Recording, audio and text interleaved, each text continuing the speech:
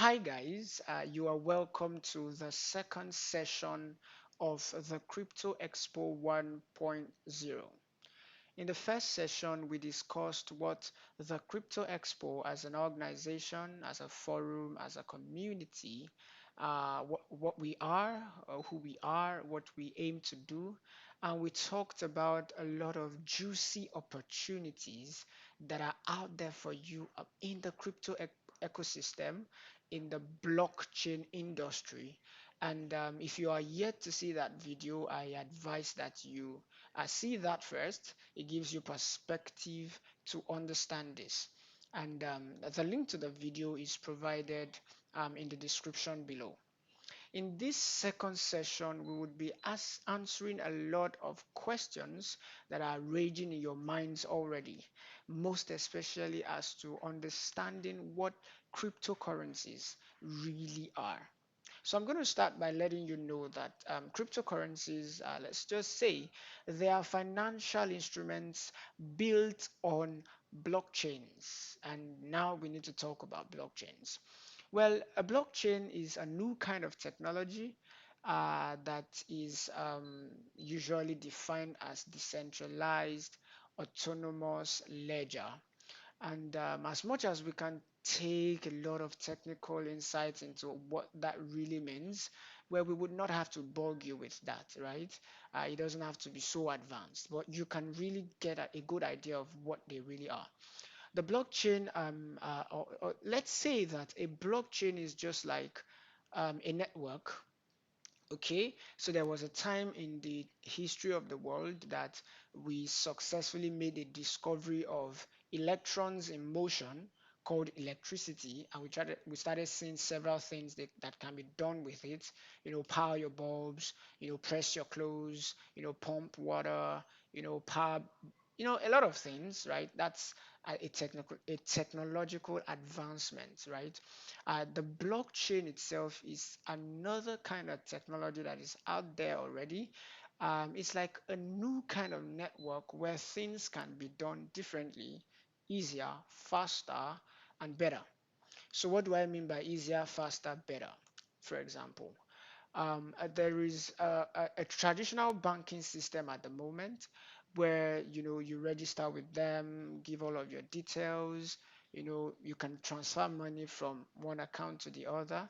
You're actually not transferring money like the physical money. It's exchange of figures, right? But the technology makes it possible. The ledger gets updated.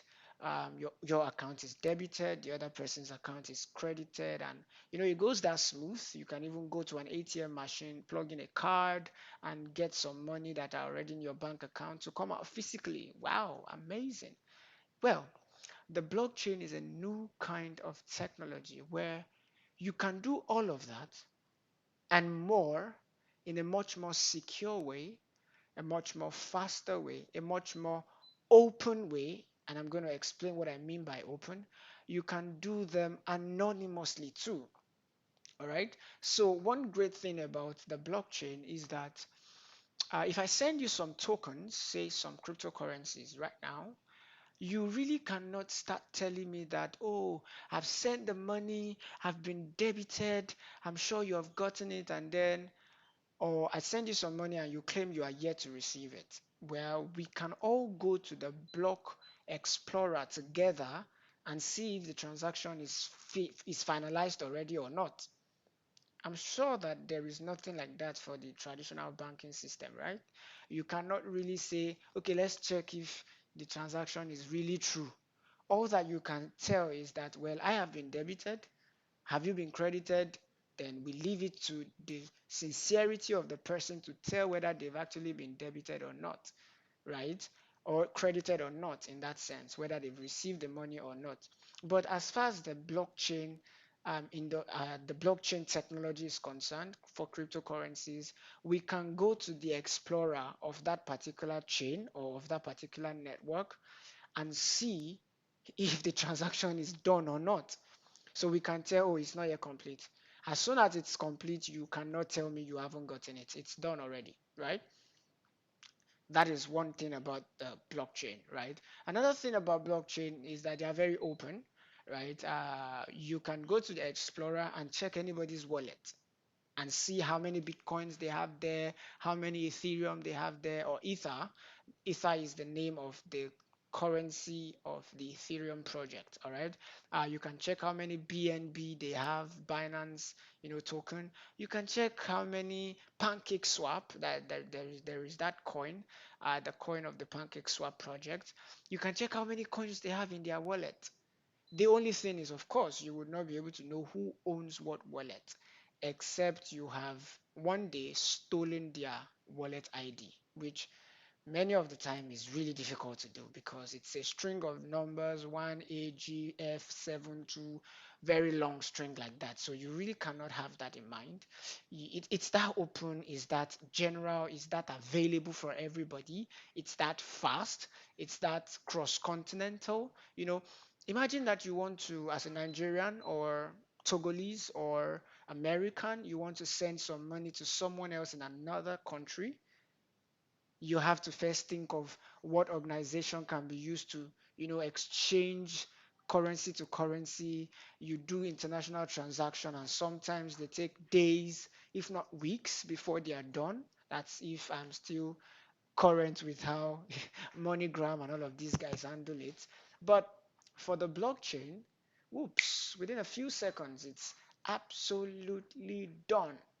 So, just giving you a little idea of what blockchain is all about, and maybe you shouldn't limit your thoughts to blockchains being all about financial transactions. No, you shouldn't, right?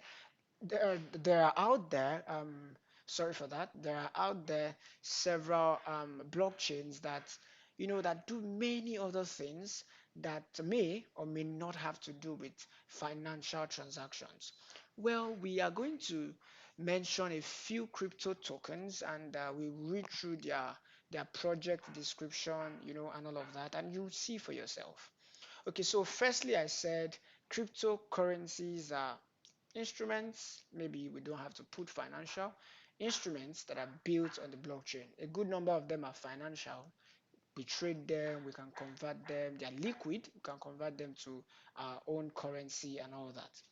So, secondly, I said that they are assets that are usable and tradable. Now, what I mean by that is that cryptocurrencies actually are like the derivatives of real life projects, real life companies out there. Okay, I'd like you to see a crypto coin or token. Some other days you get to understand that there is difference between tokens and coins anyways. There, I want you to see crypto coins or crypto tokens like the shares of a company, right? Not sometimes not exactly like that, but I mean it's quite close. So you know, many people get into crypto, they trade and all of those things without really knowing some of these things. But for any real genuine cryptocurrency out there, there is a real genuine project, there are real genuine people, there is a real genuine company that is trying to solve a real life problem. And they have that crypto coin or that crypto token that is used to be part of what they are doing, to make money from what they are doing, to facilitate what they are doing. You're going to understand it now. So, take for example any of the mobile network companies you have around, Visaphone, Vodafone. Take Nigeria for example, MTN, Airtel, Glo, Etisalat, and all of those guys. Now, MTN as a company makes it possible for you to pick your phone and call somebody that is in another state, another place, another country, and get to speak with them, right? They are solving a real life problem of communication. They also make it possible for you to buy data on your phone and access the internet and all of those things. Now, in order for you to make calls using MTN network, in order for you to browse the internet using MTN network, you need to buy either MTN airtime or MTN data. Now, imagine that a crypto coin is something like that. So, As you use their service for caller tunes, for calls, for sharing data with another person, for browsing the internet, for downloading movies, for anything that you use that their network can do at all, right?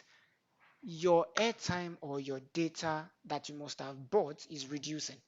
One day, your 5,000 naira airtime gets exhausted because you have used it on many of their services and you have to go buy another one. Now, take cryptocurrencies as something like that. A company somewhere wants to make it possible for you to send money, right, within a flash to anybody anywhere in the world. And they created a technology that can do it.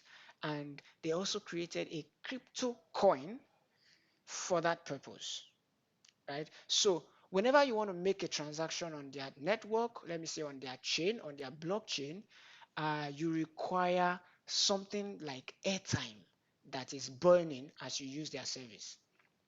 So what you need to know is that although for many of us, all we do with cryptocurrencies in this part of the world is we trade them, we make money from them, there are services out there that they are used to perform.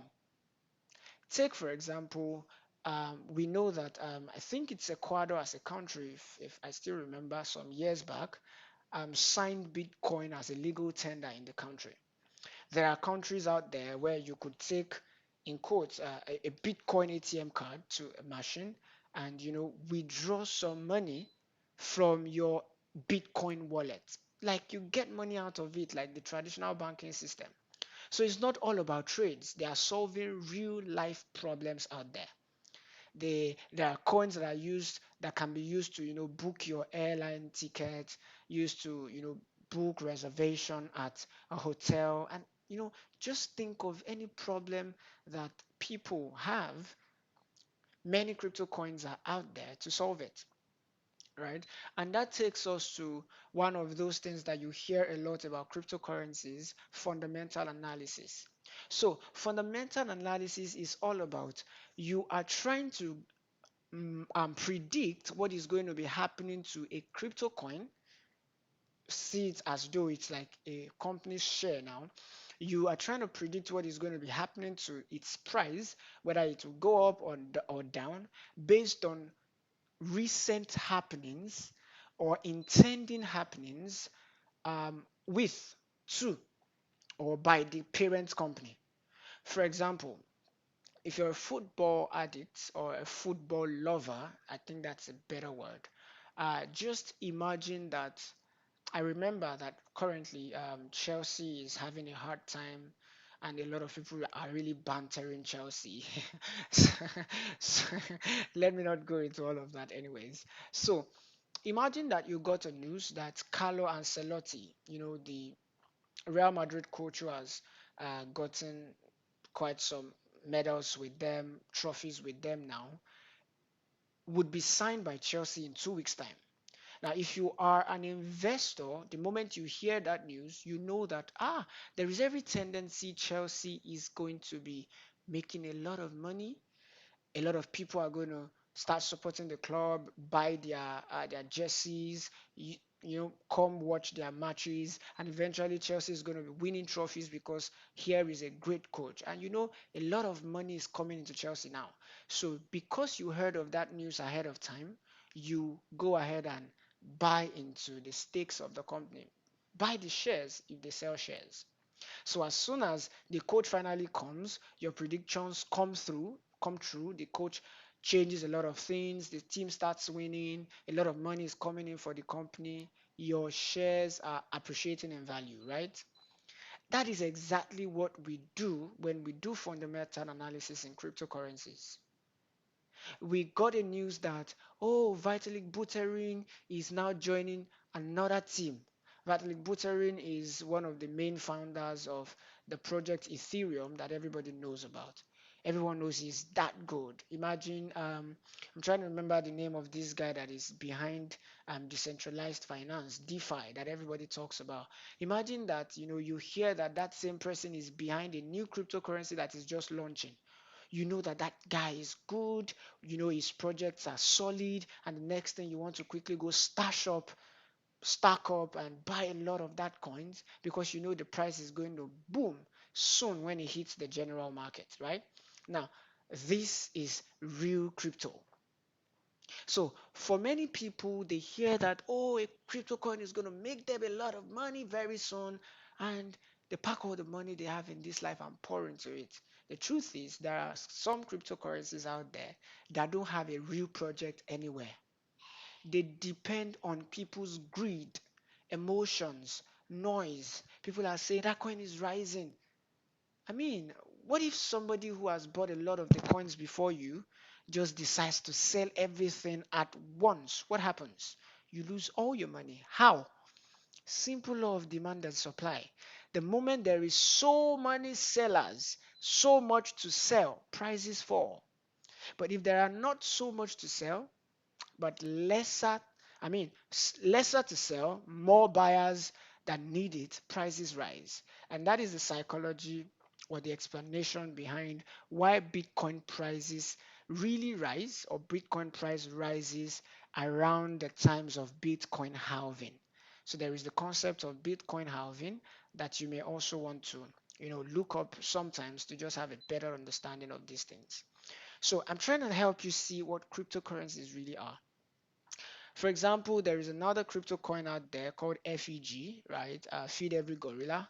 They are out there to just, make welfare better for gorillas, projects.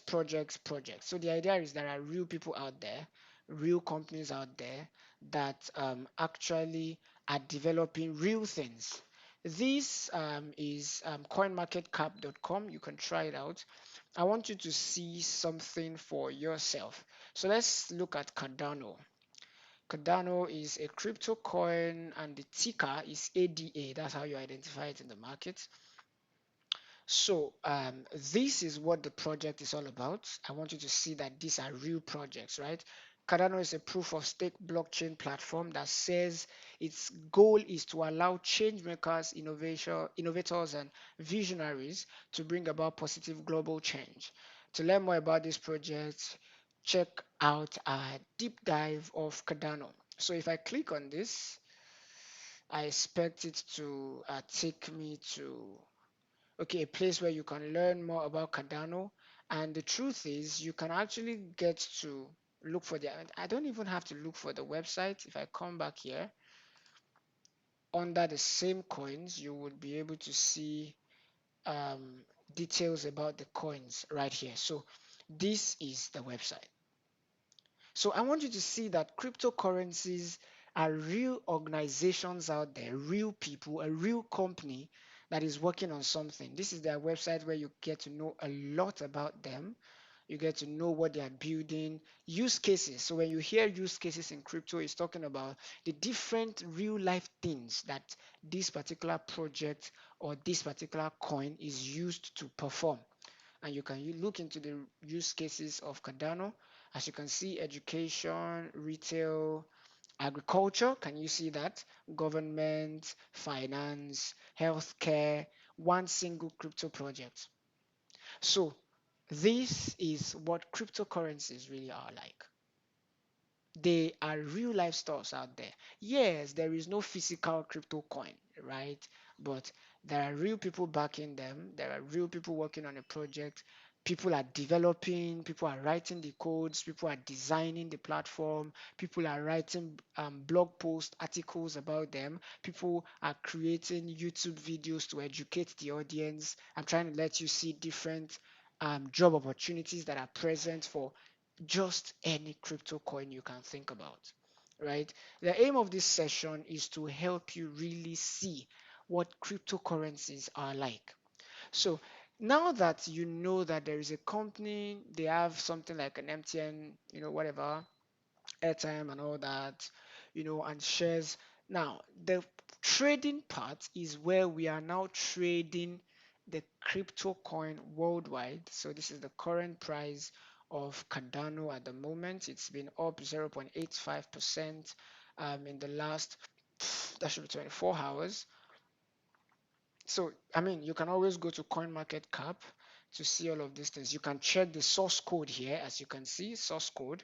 So the whole thing is available everywhere. This is the Explorer I talked about, where you can see transactions, how they are going. This is the white paper, which is that document that gives you all of the details about the project.